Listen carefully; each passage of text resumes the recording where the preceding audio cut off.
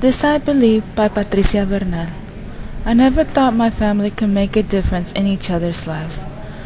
As I was growing up, my family always ended up arguing every time we decided to get together on birthdays or holidays, and it always ended in tragedy. They all blamed each other for what they went through as children. My family simply could not forgive one another, and they never could apologize for anything.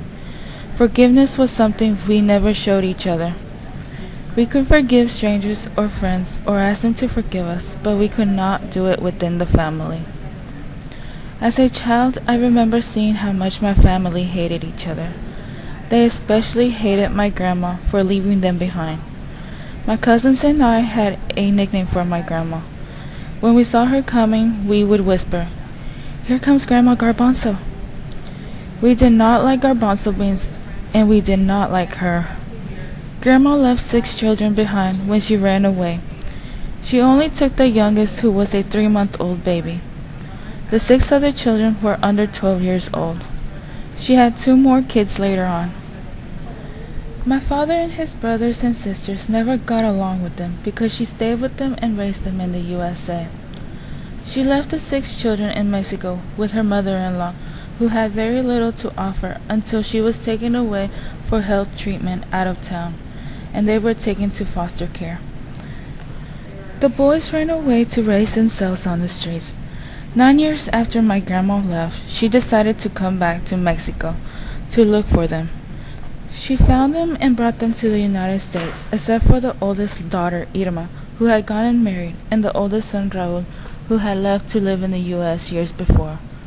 One winter afternoon, my family got together and they were making tamales. My aunts and mom were talking when my youngest aunt, Berta, showed up with my grandma. They got quiet for a moment, but got back to their conversation. They were okay for a while, but then my grandma said, "I think this needs more salt." My aunt Leticia said, "Florencia, you always have to find something wrong with everything." All of a sudden, they started arguing.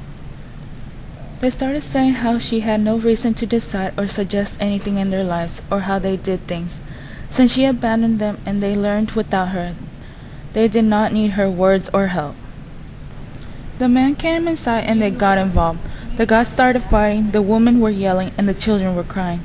That was the worst I had ever seen them behave, because they always argued but not enough to hit each other before.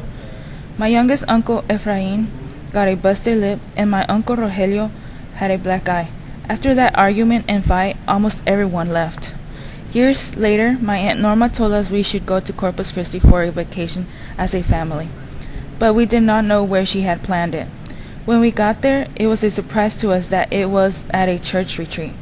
We were all mad for being tricked there, but we decided to go with the flow and to not make a scene. We all learned a lot that weekend. We all learned that we needed to find God and we needed to forgive each other. When we came back, we got together again. This time it was to talk about what had happened that had got them all to separate. My grandmother had left to escape the abuse from her mother and husband. It was a very emotional day. There were tears and a lot of stories that brought everyone to an understanding. We asked each other for forgiveness. My dad, aunts, and uncles asked my 2 youngest aunts, Berta and Elisema, for forgiveness for not accepting them as their true sisters because they had different dads. My uncles apologized for leaving my aunts behind when they escaped. The rest of the family apologized for rejecting each other for the bad things we heard they did to each other.